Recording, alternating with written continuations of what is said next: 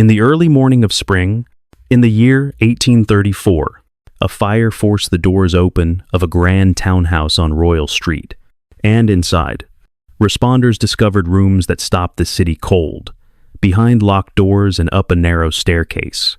Hidden spaces revealed chained bodies, iron restraints fixed to walls, and people who had been kept alive in conditions no one on that street wanted to imagine.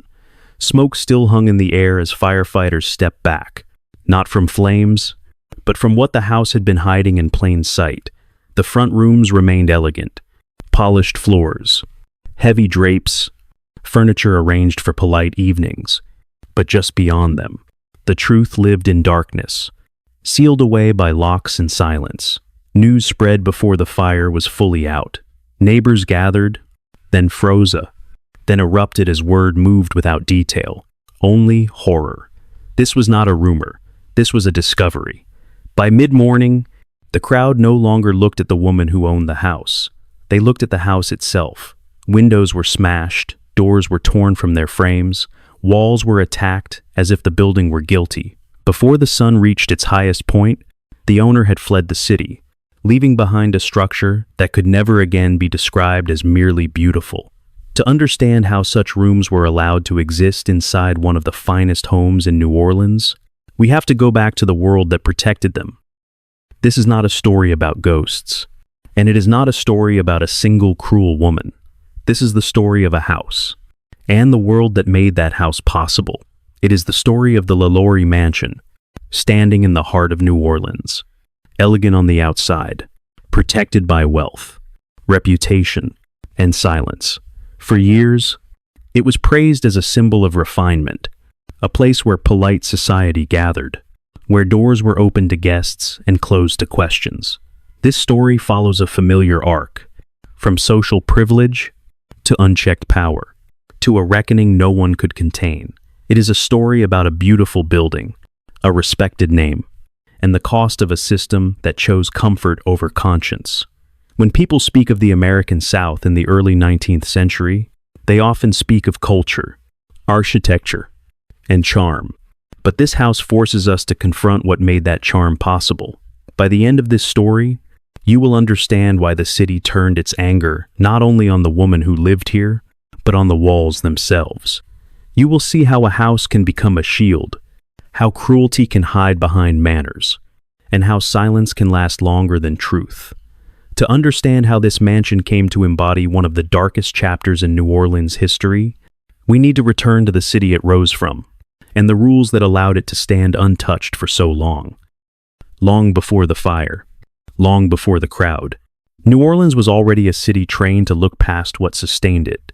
In the early 19th century, wealth flowed through its port in steady rhythms. Sugar, cotton, credit, and people treated as property, all moving through the same streets, under the same laws. The city prized elegance and reputation, and it rewarded those who performed them well. Into this world, Marie Delphine McCarty was born in the year 1787, into a family that knew how to belong.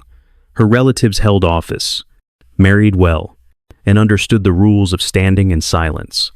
From childhood, she learned how power looked when it smiled, how cruelty disappeared behind manners, and how questions were deflected by status.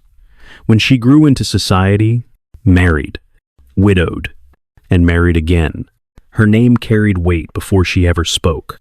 The townhouse that would become known as the LaLaurie Mansion rose in the right place, among respected neighbors, on a street where beauty signaled trust. Its facade fit the city perfectly, balanced proportions, clean lines, a promise of order. This was not a house built on the edge, but one planted firmly inside acceptance. In a city where laws existed but enforcement bent toward the powerful, the house benefited from a system that measured character by appearances. What happened inside mattered less than how it looked from the street. By the time the mansion was complete, it stood as a quiet agreement between architecture and society, a structure that reflected the city back to itself, refined, confident, and unwilling to see beyond its own front rooms. As the city expanded, the rules that governed it hardened into habit. Enslavement was legal, regulated, and quietly normalized, especially when practiced behind respectable doors. Authorities inspected paperwork, not rooms. Complaints traveled slowly, if they traveled at all, and they often ended where reputation began. Within this framework, power did not need secrecy to survive, only familiarity.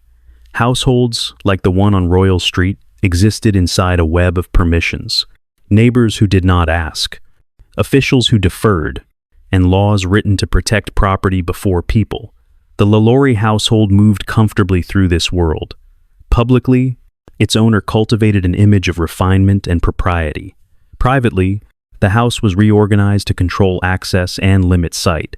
Certain doors stayed locked, certain staircases were avoided, certain spaces were removed from daily life. These changes did not draw attention because they followed a common logic of the time, that what happened inside a private home was not a public concern. Even when rumors surfaced, they were softened by language, dismissed as exaggeration, or reframed as discipline rather than abuse.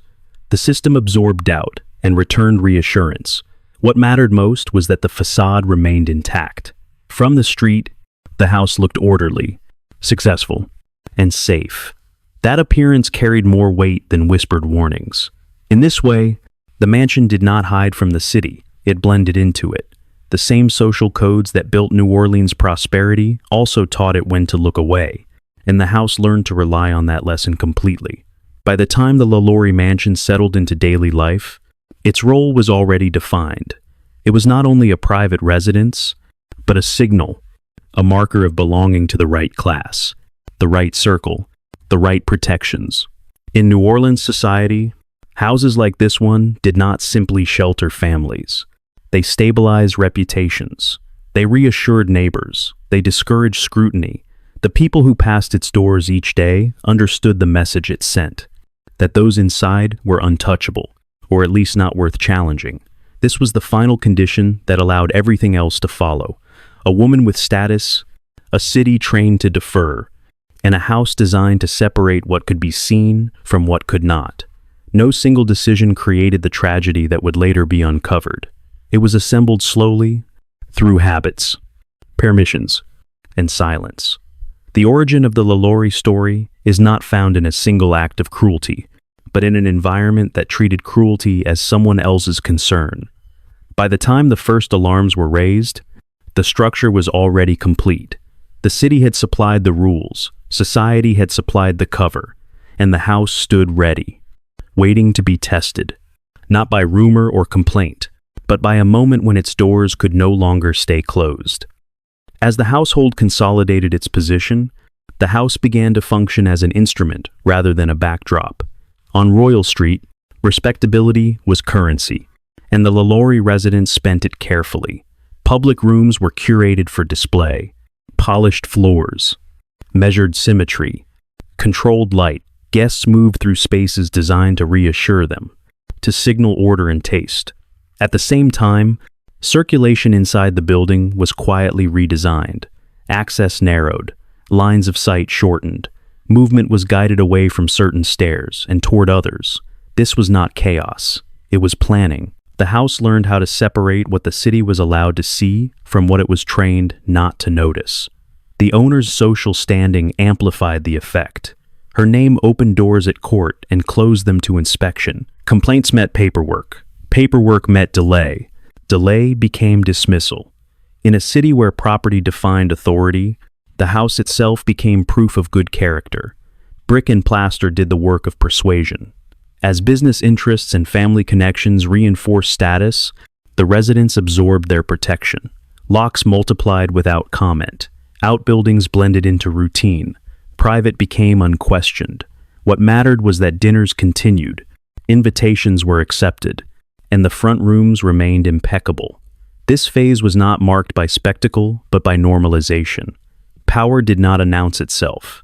It arranged furniture, it adjusted schedules, it taught servants and visitors alike which paths were permitted. By the time the pattern settled, the mansion had achieved its purpose. It presented harmony while organizing control. It offered beauty while enforcing separation. In doing so, it aligned perfectly with the city that surrounded it. New Orleans rewarded appearances that calmed doubt, and the house returned that favor by keeping doubt contained. This was the build phase, not of walls alone, but of a system where architecture, status, and habit worked together, steadily and quietly, to make questioning feel unnecessary. As status hardened into routine, the mansion began to mirror a larger expansion of influence. Wealth and social ties widened the circle of protection around the household, and the house absorbed that security into its daily operations. Invitations went out to the right people, appearances were maintained with precision, any friction was smoothed over by familiarity. The building itself adapted. Rooms intended for service were pushed farther from sight. Work happened earlier or later, away from guests. The rhythm of the house was set to reduce overlap, to keep lives separated by time and space. This was how power scaled, not through spectacle, but through process. The owner's connections ensured that inspections were announced, limited, or quietly redirected. Documents mattered more than doors. Signatures mattered more than sounds. In this environment, the house became a partner to authority rather than a subject of it. Architecture did not resist scrutiny because scrutiny rarely arrived. The few who sensed something wrong learned to speak carefully, or not at all. In a city dependent on order and trade, disruption was treated as impolite. The mansion benefited from that preference. Its beauty reassured, its size intimidated, its regularity implied control. Over time, the building stopped feeling like a private choice and began to feel inevitable. This was simply how important households functioned. By embedding separation into layout and schedule, the residents made control appear administrative rather than intentional. It was easier to accept, easier to ignore, easier to defend. What looked like refinement from the street was inside, a carefully managed flow of access and denial. The house did not need secrecy to operate. It relied on normalization. In that normalization, power expanded quietly, and the conditions that would later shock the city were allowed to settle into place without interruption. By the end of this phase, the mansion had finished becoming what it was meant to be, not a home in the ordinary sense, but a statement that organized power into space. The front promised order, the inner roots enforced distance, the upper levels removed people from sight and sound. Each choice felt practical on its own. Together, they formed a system. In New Orleans society, that system aligned perfectly with prevailing habits. Wealth expected privacy, status expected deference, property expected protection. The house delivered all three without explanation. It taught everyone who entered how to behave, where to stand, when to stop.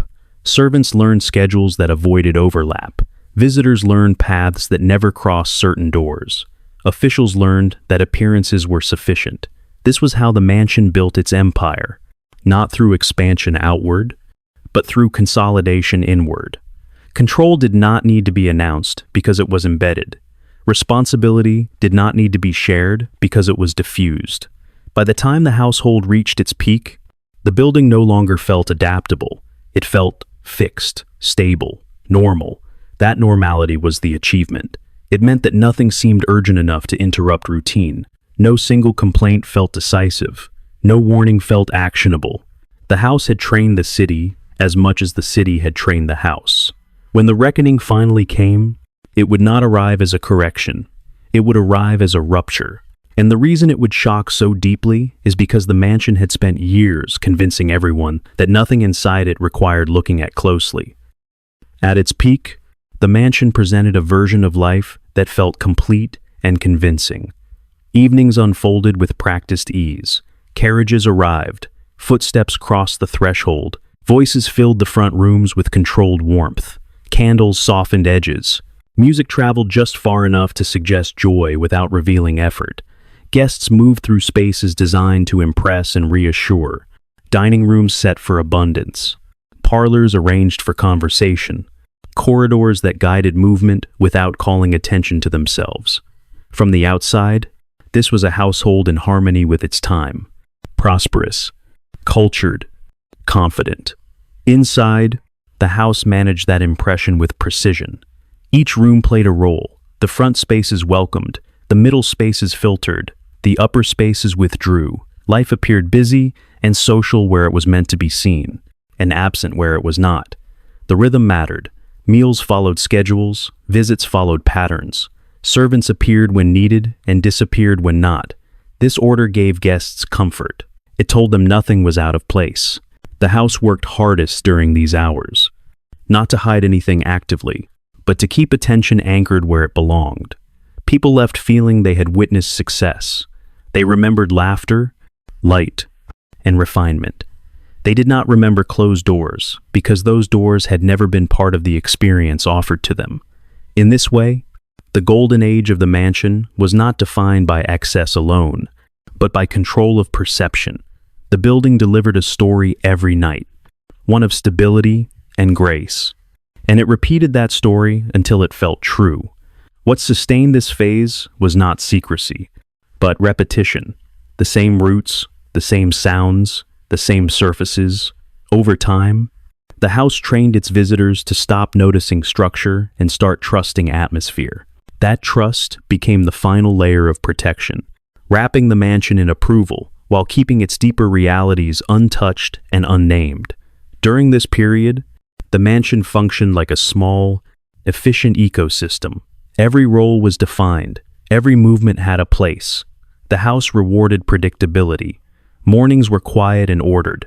Afternoons reset the spaces meant to be seen. Evenings delivered performance. Staff followed routines that kept life segmented, work occurring out of sight. Transitions timed to avoid overlap. This was not cruelty expressed openly, it was management. Control appeared as coordination. Silence appeared as professionalism.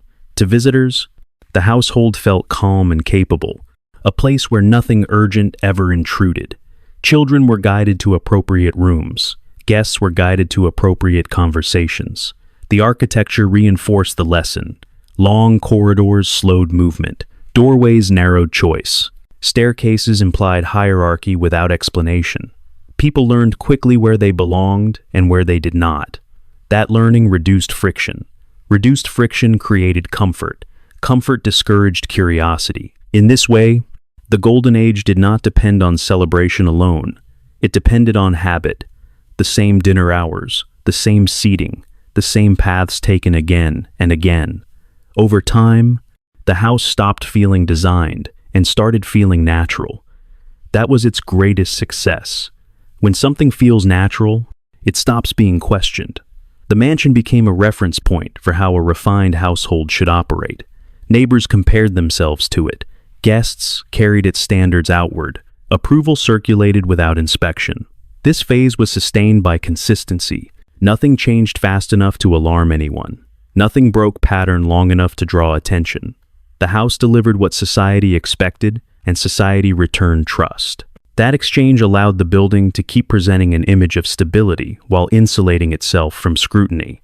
The Golden Age was not loud, it was smooth.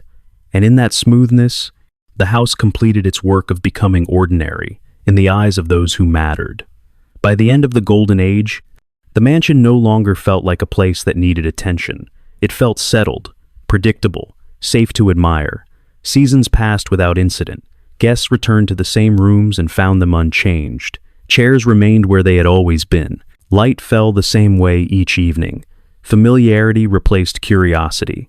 The house became a reference, a stable point in a city that valued continuity. What had once required careful orchestration now ran on momentum. The performance sustained itself. People trusted what repeated itself. They trusted what never surprised them. In that trust, the mansion reached its most dangerous state. Nothing appeared broken enough to fix. Nothing sounded urgent enough to interrupt. The building did not demand belief. It simply benefited from it. This was the moment when distance hardened into habit, when separation stopped being noticed, when silence stopped feeling deliberate. The house did not announce that it was closing in on itself. It simply reduced contact. Fewer eyes upstairs, fewer reasons to ask questions, fewer moments where paths crossed unexpectedly. From the street, everything remained exactly as it should be. That consistency reassured the city. It suggested maturity rather than concealment. By this point, The mansion had completed its transformation from a symbol of success into a container of routine. It held schedules, it held expectations, it held trust, and because it held those things so well, it held scrutiny away. The Golden Age did not end with a warning. It ended quietly, with the house still full of order, still praised for stability, still protected by the assumption that what looks refined must be under control. That assumption would soon collapse, but at its height, the mansion existed in a state of perfect acceptance, admired, repeated, and left alone. The first cracks did not arrive as scandals or sirens. They arrived as small disruptions that were easy to excuse. A routine shifted. A face was no longer seen. A sound carried at the wrong hour and then was explained away. In a house built on predictability, these moments stood out quietly and then were absorbed. The household responded by tightening schedules and narrowing access. Movement became more controlled. Overlap became rarer. What once felt like efficiency began to feel like avoidance. Outside the mansion, the city was changing. Economic pressure grew. Public unease surfaced in small ways. Officials became more sensitive to reputation and more cautious about disturbance. Inside, the house adjusted faster than the world around it. Doors stayed closed longer. Upper levels fell silent more often. The spaces that had once withdrawn now hardened into absence. A few complaints surfaced, brief and imprecise, framed in language that avoided confrontation. They did not describe acts, they described discomfort. Authorities acknowledged receipt and moved on. Nothing about these moments felt decisive enough to interrupt the order everyone depended on. The mansion relied on that hesitation. It had learned that concern without detail was powerless. Each unanswered question reinforced the next silence. The cracks remained thin, almost invisible, but they multiplied. Not enough to break routine, enough to change its tone. The house still looked stable from the street. Inside, its rhythm shortened and tightened. Where the Golden Age had felt expansive, this phase felt contained. The difference was subtle. It lived in pauses, in rooms left unused, in glances that did not linger. By the time anyone thought to look closer, the structure of avoidance was already in place, and the cracks had become part of how the house functioned. As the pressure built, the cracks began to show themselves through relationships rather than events. Trust thinned, communication shortened. Decisions were made with less explanation and more urgency. Within the household, routines tightened again, not to improve order, but to reduce exposure. People were kept apart by timing instead of walls. Meals shifted, work was rescheduled. Certain rooms fell out of regular use without comment. These were not dramatic changes. They were adjustments that felt temporary, then became permanent. Outside, whispers circulated with greater frequency, still vague, still cautious. They carried no names and no specifics. Only concern framed as gossip. That framing mattered. It allowed officials to treat the matter as noise rather than signal. It allowed neighbors to reassure themselves that nothing proven had occurred. Inside the mansion, awareness grew without acknowledgement. The atmosphere changed. The calm that once felt confident now felt brittle. Conversations ended sooner. Eyes avoided lingering. The house responded the way it always had, by narrowing its focus. What could not be controlled was minimized. What could be minimized was ignored. This was the stage where avoidance became policy. Not written, not announced, but practiced. The building facilitated it. Paths crossed less often. Doors stayed closed longer. Upper spaces withdrew further into silence. The mansion had learned that friction invited attention, and attention invited questions, so it smoothed friction away. In doing so, it made the remaining problems harder to see and easier to dismiss. Each unresolved concern fed the next delay. Each delay strengthened the habit of waiting. The city shared that habit. It preferred certainty to disruption. It preferred paperwork to confrontation. That preference protected the house as much as any lock. By this point, the cracks were no longer accidental. They were managed. And in managing them, the mansion crossed a quiet threshold. From stability under strain to order sustained by denial. By the time these patterns settled, The cracks had stopped looking like warnings and started looking like routine. What once felt unusual now felt expected. The house adjusted before anyone asked it to. Silence arrived early and stayed late. Upper spaces remained unused without explanation. Schedules were enforced with a firmness that no longer needed justification. This was not a collapse. It was a narrowing. The mansion continued to function, but with less margin and more control. From the street, nothing appeared wrong. The facade held. The city read that stability as proof. Inside, the tone had changed. The warmth of the golden age had cooled into efficiency. Where trust once carried the house forward, habit now did the work. That habit dulled urgency. It taught everyone involved to wait rather than act. Each day without consequence reinforced the belief that consequences were unlikely. The house benefited from that belief. It became easier to dismiss concerns as temporary and easier to postpone decisions as prudent. This was the quiet danger of the phase. Problems did not explode. They accumulated. The building organized around them, routing attention away and reducing exposure further. Doors closed with more confidence. Paths shortened. Encounters decreased. The mansion no longer needed active protection. It had trained its environment to protect it automatically. Officials relied on precedent. Neighbors relied on appearances. Guests relied on memory. All of it converged into a single assumption that order still existed because it always had. In that assumption, the cracks lost their meaning. They were no longer signals, they were features. By the time the system reached this point, reversal would have required interruption from outside the habits that sustained it. No such interruption came. The house continued, steady on the surface, tightened within, carrying forward a version of normal that had quietly detached from reality. When the breaking moment finally arrived, it would not feel sudden to the building itself. It would feel overdue. The breaking moment did not arrive as a rumor. It arrived as smoke. In the spring of 1834, a fire drew attention to the house that had learned to avoid it. Neighbors gathered, officials forced entry. What they found upstairs ended the long season of delay in a single hour. Behind locked doors, in spaces kept away from routine paths, people were discovered who had been hidden from the city that praised the facade. The details traveled quickly, but not cleanly. Accounts conflicted, language stumbled. What mattered was no longer doubt, but confirmation. The mansion could no longer rely on habit to protect it. The structure of avoidance collapsed under daylight and witnesses. Authority shifted from patience to urgency. Orders were given, doors were opened. The building that had narrowed itself now exposed the rooms it had kept silent. Word spread faster than procedure. By nightfall, anger replaced disbelief. A crowd formed outside, not to ask questions, but to act. The house became a symbol in real time. What had been private was now public. What had been controlled was now taken.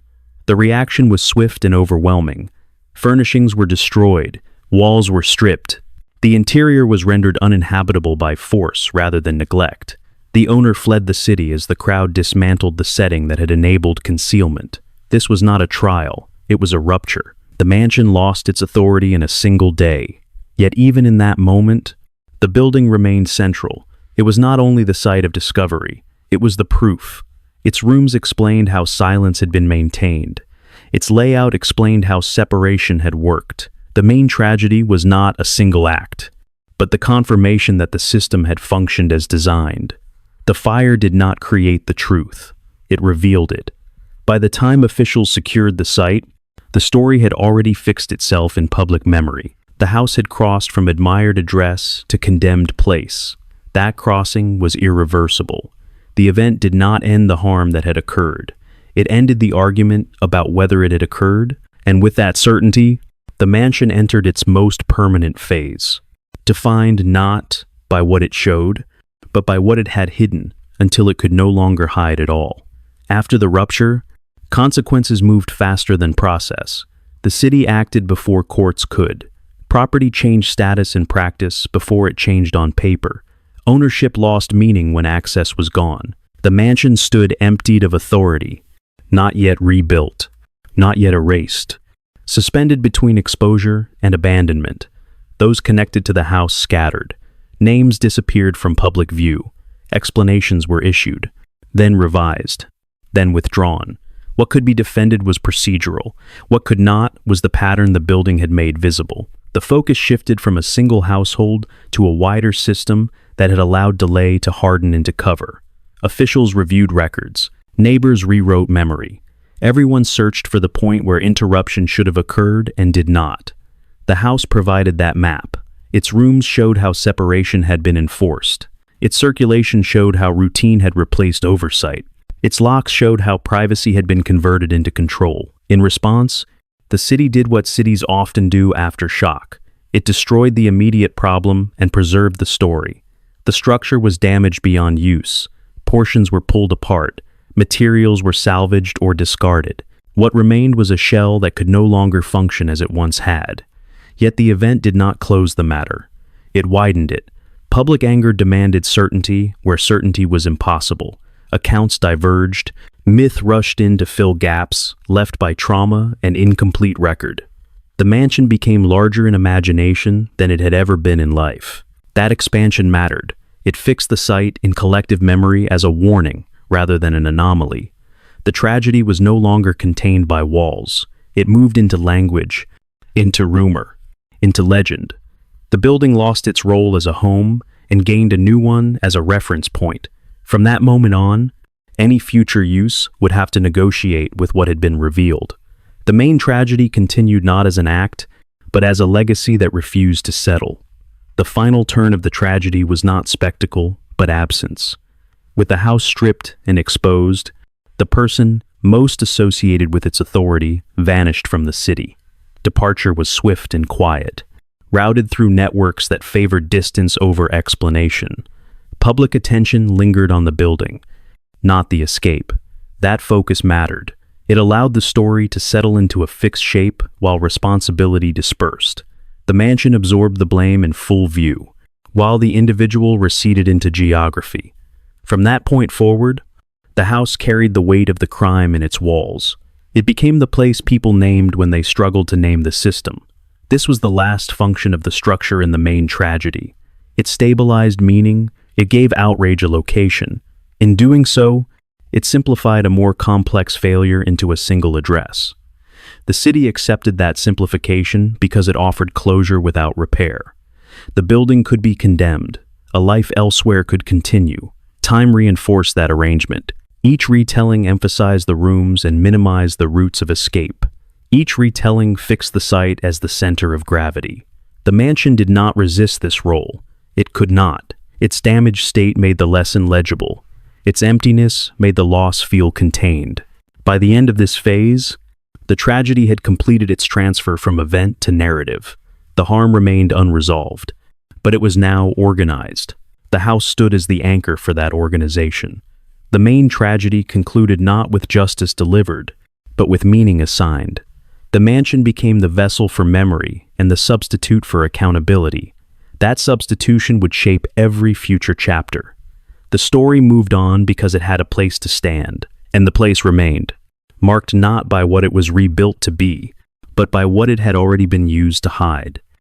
After the violence ended, the house did not disappear. It waited. The site passed through hands and purposes with a patience that only buildings possess. What had been stripped was slowly replaced. What had been condemned was reframed.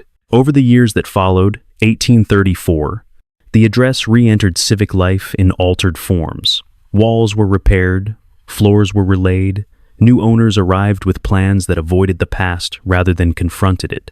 The city allowed that approach. It preferred reuse to ruin. Each transition softened the edges of memory without erasing it.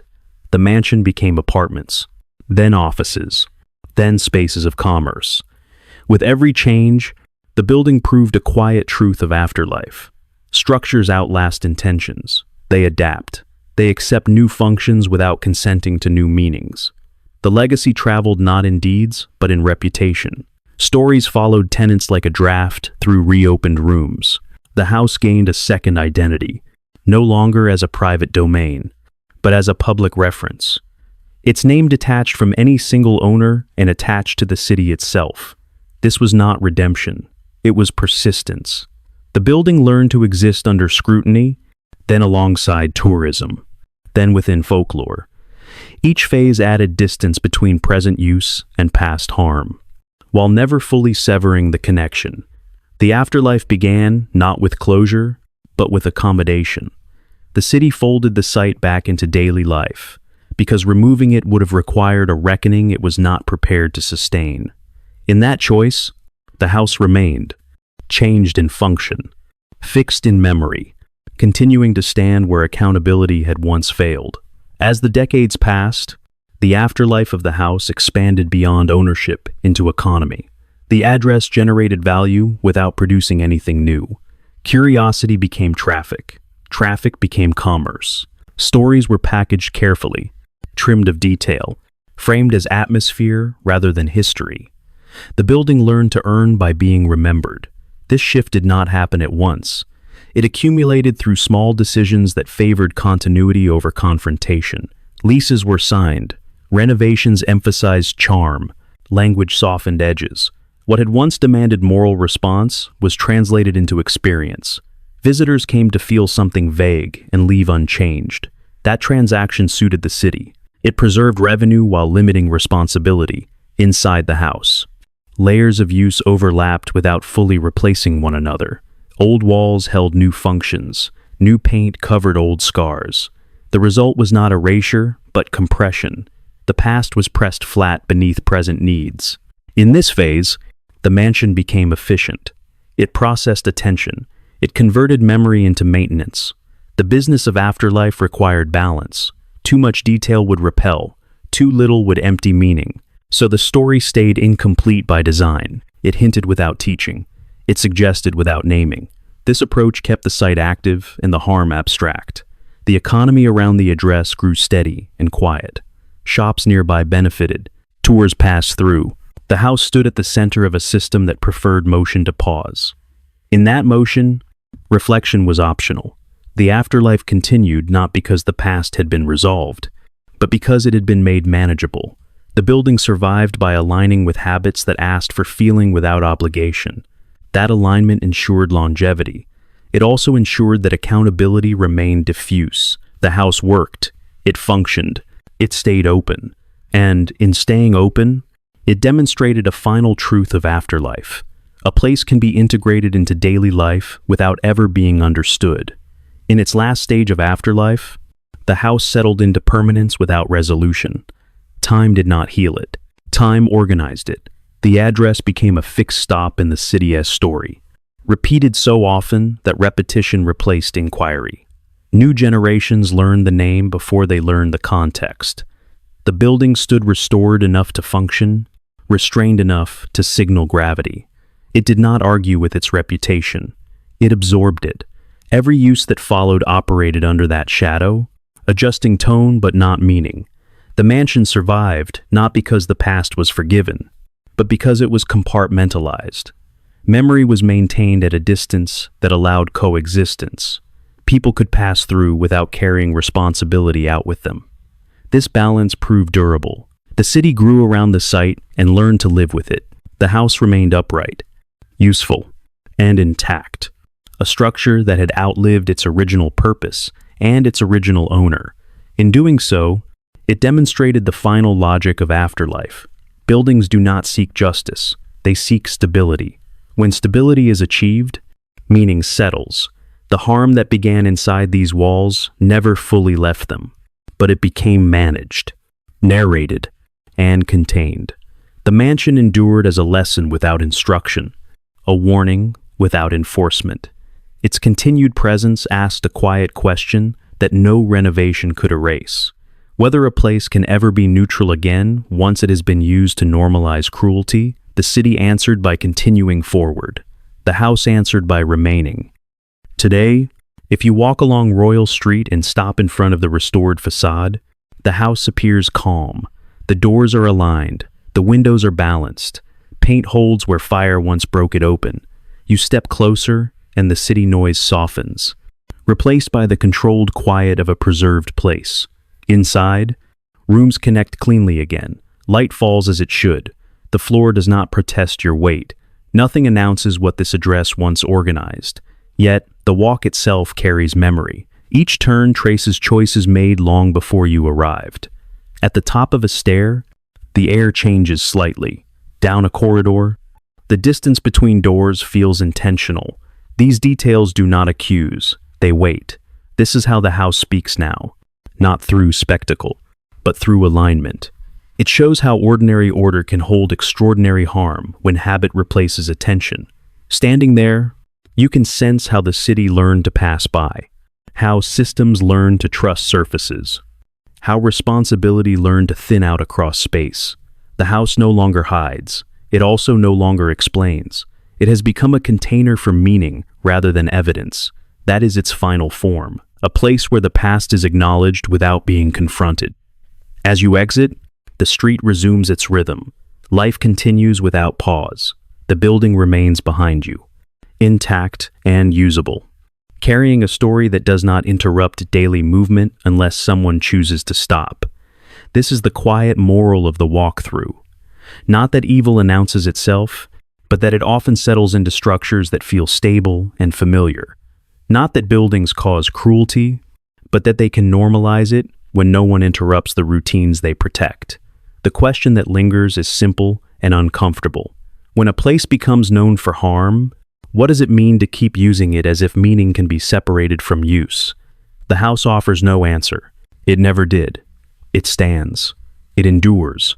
And it leaves the final judgment not to history, but to those who decide whether to keep walking or to look closer at what stability sometimes costs.